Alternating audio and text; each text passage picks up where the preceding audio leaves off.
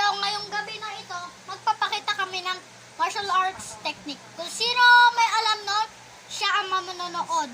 Guys, may naalala ako dati.